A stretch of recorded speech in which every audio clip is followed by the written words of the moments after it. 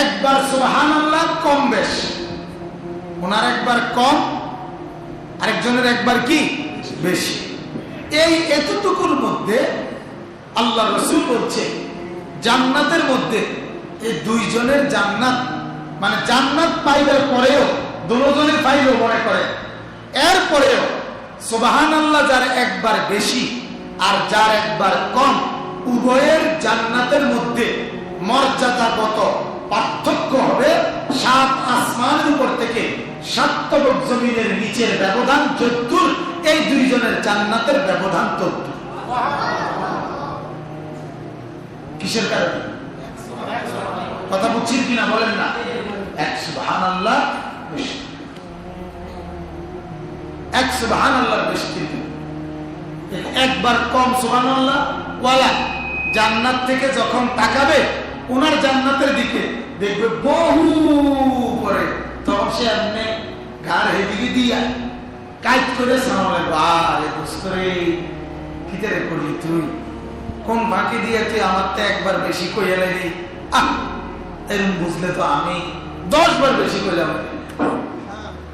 আফসোস হাদিসের মধ্যে আছে লাম ইয়াতাহাসসার আহলুল জান্নাহ ফিল জান্নাহ, জান্নাতের মধ্যে কোন জান্নাতি বান্দা কোন আফসোস করবে না। জান্নাতে আবার আফসোস কিসে?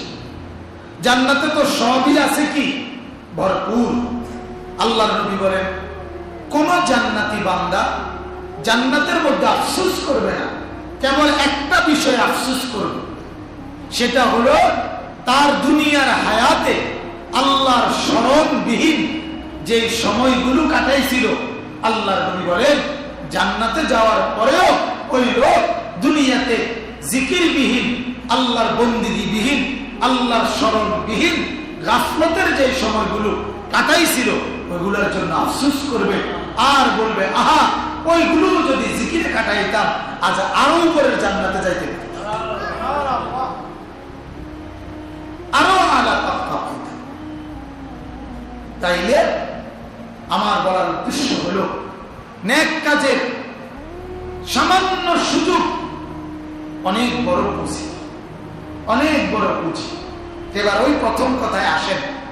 প্রথম কথা যেটা শুরু হয়েছিল, আল্লাহ পাক রব্বুল আলামিন বলছেন বান্দা ফরজ ইবাদত করার পর যখন তুমি নফলও করবা তখন তুমি ধীরে ধীরে আমার মুকাররাব, আমার ঘনিষ্ঠদের অন্তর্ভুক্ত হয়ে যাবে। ওমা তাকাররাবা ইলাইয়াল আবদু ইল্লা বিন-নওয়াফিল, নফল দ্বারা, নফল নামাজ, নফল রোজা, জিকির, কোরআন কারীমের তেলাওয়াত, তাসবিহাত, দান সাদকা, এরকম নফল বন্দেগী দ্বারা বান্দা ধীরে ধীরে আল্লাহর কি হয়ে যায়? মুকাররাব। কোন আরবি শব্দটা কোন? কি হয়ে যায় বলে? মুকাররাব, করিব, নিকটবর্তী হয়ে যায়। আর আল্লাহ তাআলা বলেন যখন সে আমার একদম নিকটবর্তী হতে থাকে, হইতে হইতে কাছাকাছি হতে হতে একদিন আমি আল্লাহ নিজেই আমার ওই বান্দাকে ভালোবাসতে থাকি। হাত্তা আহাব্তু, আমি তাকে ভালোবাসি। এতদিন বান্দা বলছে আল্লাহ আমি আপনাকে ভালোবাসি, আমি আপনাকে, আল্লাহুম্মা আল্লাহুম্মা, আয় আল্লাহ, রব্বানা রব্বানা, এই যে দোয়া করে করে বান্দা নিজে কেবল আল্লাহকে ডাকে, আল্লাহকে ভালোবাসে। একদিন আল্লাহ তাআলা বন্দেগী নফল ইবাদত বেশি করার কারণে আল্লাহ তাআলা বলে দেয় বান্দা আজ থেকে আমি তোমাকে ভালোবাসি। এরপরে আল্লাহ বলেন যখন আমি তাকে ভালোবাসি তখন আমি আমার সেই বান্দার ফাকুনতু সামআহুল্লাযী ইয়াসমাউ বিহি, আমি আমার বান্দার কান হয়ে যাই যে কান দিয়ে আমার বান্দা শুনে। ওয়া বাসারাহুল্লাযী ইউবসিরু বিহি, আমি আমার বান্দার চোখ হয়ে যাই যে চোখ দিয়ে বান্দা দেখে। ওয়া ইয়াদাহুল্লাযী ইয়াবতিশু বিহা, আমি আমার বান্দার হাত হয়ে যাই যে হাত দ্বারা সে কিছু ধরে। ওয়া রিজলাহুল্লাযী ইয়ামশী বিহা, আমি আমার বান্দার পাও হয়ে যাই যে পাও দ্বারা বান্দা কোন দিকে হাঁটে। অর্থাৎ অর্থ হলো এই, আমি ভালোবেসে ফেললে আমার বান্দার চোখ, কান, নাক, হাত, পা, অঙ্গ প্রত্যঙ্গ সবকিছুকে আমি আল্লাহ বেষ্টন করে রাখি, তখন আর এই দেহ দিয়ে আমার পছন্দের বান্দাকে আমি কোনো গুনাহ করতে দিই না। আমি ফিরে রাখি, আমি ফিরে রাখি, আমি ফিরিয়ে রাখি, আল্লাহ তাআলাই ফিরে রাখি। হ্যাঁ, কোরআন কারীমের মধ্যে আছে যে বান্দা নিয়মিত তাহাজ্জুদ করে, গভীর রাতের নামাজ, একদিন তার হালাত এমন হয় যে বিছানায় তাকে আল্লাহর কুদরতে তাহাজ্জুদের নামাজের জন্য রাত্রিবেলা জাগায়। তাতাজাফা জুনুবুহুম আনিল মাগাজি ইয়াদউনা রাব্বাহুম খাওফান ওয়া তামা। বিছানায় দেখে মানে আল্লাহর কুদরতে টাইম হইলে ঘুম ভাঙা যায়, কে যেন কানের কাছে ডেকে বলে, আল্লাহর বান্দা ওঠো না, 4টা বাজে গেছে, এখনো ওঠো না, এখনো ওঠো, তাহাজ্জুদ পড়বা কখন, আল্লাহকে সিজদা করবা। সুবহানাল্লাহ। হ্যাঁ, আল্লাহ রাসূল বলেছে প্রত্যেক মসজিদের মধ্যে নিয়মিত নামাজি যারা, প্রত্যেক মসজিদের 5 ওয়াক্ত নামাজি যারা, আল্লাহ তাআলা তাদের জন্য বিশেষ কিছু ফেরেশতা তাদের জন্য নিয়োগ দিয়ে দেয়। ওই ফেরেশতারা শুধুই কেবল ওই নিয়মিত নামাজের জন্য আল্লাহর কাছে দোয়া করে। যদি কোনো বেলা অনুপস্থিত থাকে, আল্লাহ রাসূল বলেন ফেরেশতারা তার তালাশ করে, যদি দেখে সে অসুস্থ, ফেরেশতারা তার শেফার জন্য দোয়া করে, যদি দেখে পেরেশানি, ফেরেশতারা তার বিপদ মুক্তির জন্য আল্লাহর কাছে দোয়া করে। এটা হাদিস। তাইলে যখন কেউ ফরজ ইবাদতের সাথে সাথে নফল ইবাদত বেশি বেশি করতে থাকে, সে আল্লাহর ঘনিষ্ঠ হয়ে যায়, আল্লাহর প্রিয় হয়ে যায়, আল্লাহ তাআলা তাকে আপন করে নেয়। আল্লাহই তখন তাকে সমস্ত নেক কাজ করার আগ্রহ আর গুনাহ ছাড়ার হিম্মত আল্লাহই দান করে। সুবহানাল্লাহ, বলেন আলহামদুলিল্লাহ। অতএব আজকে প্রথম কথা হলো এটা যে লাইলাতুল নিসফ মিন শাবান, লাইলাতুল বারাত, শবে বারাত, এটা নফল বন্দেগীর একটা রাত। কি বন্দেগীর রাত? নফল ইবাদতের একটা। আজ আপনার ব্যক্তিগত উদ্যোগে আপনি যত বেশি নফল ইবাদত করবেন, তত বেশি আল্লাহ তাআলার ঘনিষ্ঠ হবেন, আল্লাহর মহব্বতের পাত্র হবেন। এটাই হলো মূল বিষয়, এটাই হলো মূল ডিউটি, মূল ডিউটি, মূল ডিউটি। তাই আমরা নফল ইবাদতের জন্য আপনারা এই রাতটাকে কাজে লাগাবেন। এই জন্য নফলের এই গুরুত্বটা আপনাদের কাছে আমি কি করলাম বললাম, বুঝছেন কিনা বল। যেমন মনে করেন একটা নফল রোজা, আগামীকাল একটা নফল রোজার ফজিলত কত? নবীজি বলছেন, হাদিসে আছে, একজন লোক একটি নফল রোজা রাখলো, তার কি আমলনামায় কি নেকি হয়?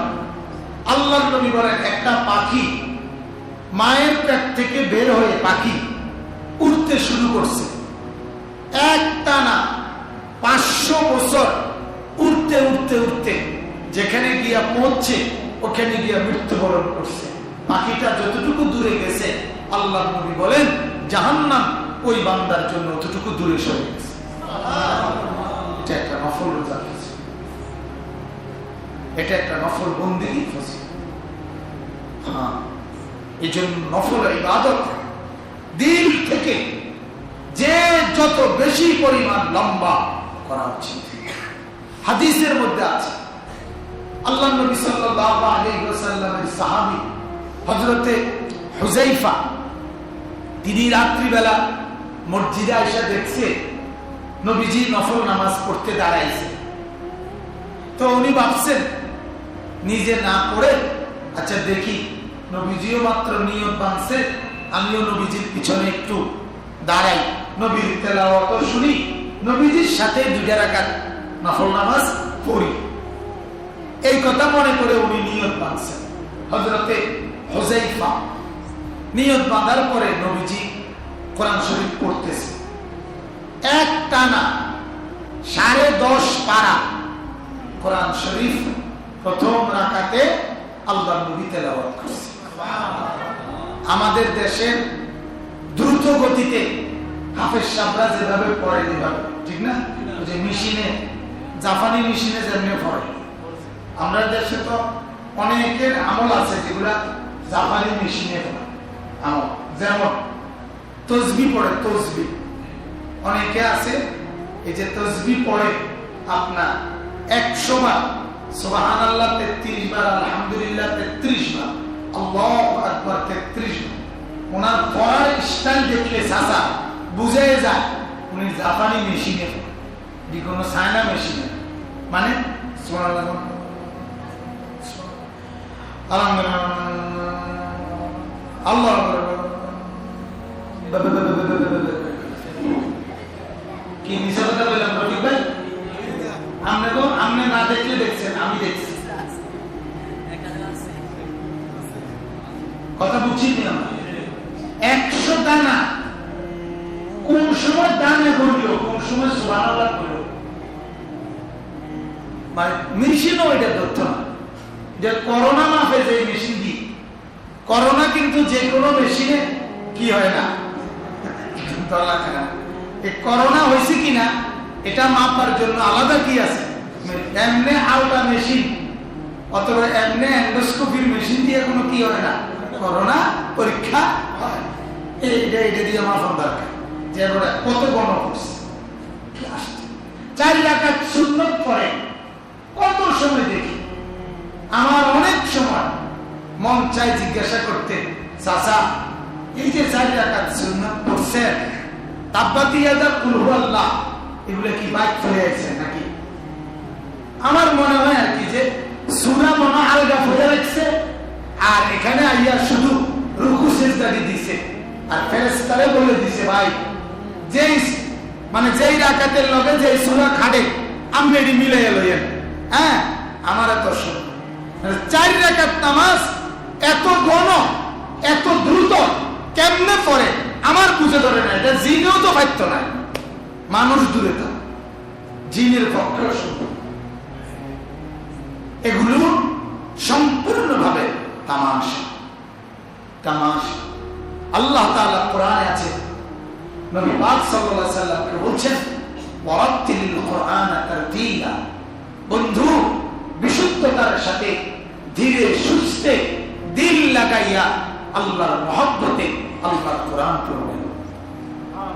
তো নবীজি 10.5 পারা কোরআন পড়ছেন, পড়ার পরে লম্বা সময় এরপরে রুকুতে গেছেন। হযরত হুযায়ফা বলেন যতক্ষণ দাঁড়িয়েছিলেন ততক্ষণ রুকুতে ছিলেন, রুকু থেকে দাঁড়াইছেন, যতক্ষণ রুকুতে ছিলেন ততক্ষণ দাঁড়ানো ছিলেন। এরপরে 2টা সেজদা দিয়েছেন।